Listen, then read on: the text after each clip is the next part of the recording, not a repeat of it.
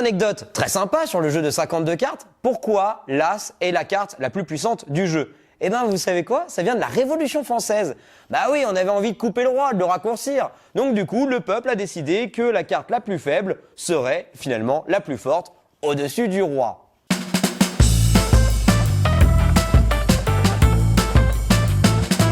La culture, c'est comme un jeu de cartes. Plus t'as une bonne main, plus tu peux faire tapis sans serrer les fesses. Nouvel épisode de Culture Confiture et donc nouvelle explication sur la genèse d'une chose qui nous accompagne, bon peut-être pas au quotidien, mais pour un long week-end pluvieux, disons-le, le jeu de cartes.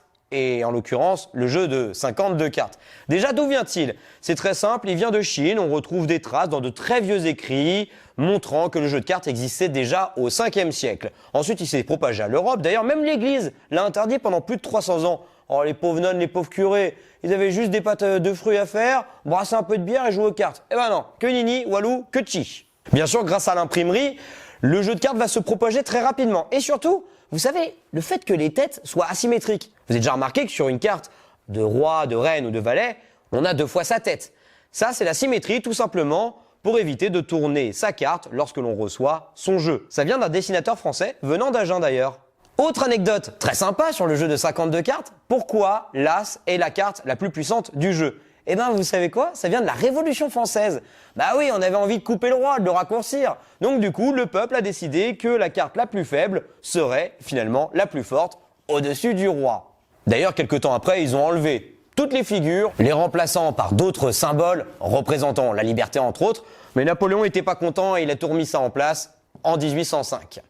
On peut parler aussi du Joker. Bon, tout le monde n'en a rien à faire. D'ailleurs, ça a été inventé par les Américains. Ça a été mis en place aux alentours du 19e siècle. On est d'accord qu'aujourd'hui, on les jette tous quand on commence une partie de cartes. Ensuite, on peut parler de la chose la plus intéressante. Le nerf de la guerre de ce Culture Confiture, c'est la signification de nos cartes. Vous allez voir, c'est très drôle. Tout est basé sur le calendrier grégorien. On est parti. 4 couleurs, 4 saisons. 52 cartes, 52 semaines. 12 figures, 12 mois. Et enfin, si on additionne toutes les cartes entre elles, de chaque couleur en admettant que le valet vaut 11, la dame 12 et le roi 13, ça donne 365.